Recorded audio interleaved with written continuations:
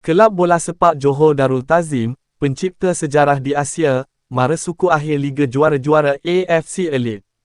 Kelab bola sepak Johor Darul Ta'zim, JDT, mencatat sejarah dalam penglibatan di pentas bola sepak tertinggi Asia sejak 2019 apabila layak ke peringkat suku akhir Liga Juara-Juara AFC Elite, ACLE, 2025 hingga 26, menjadikannya sebagai satu-satunya kelab dari Malaysia yang berjaya mara ke peringkat tersebut.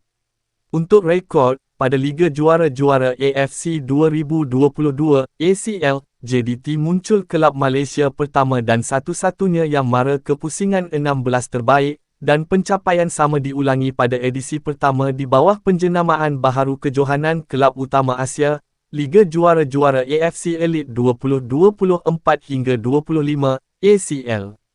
JDT juga merupakan kelab pertama dari Malaysia dan Asia Timur yang menjuarai Piala AFC pada tahun 2015. Luaskan kuasamu Johor.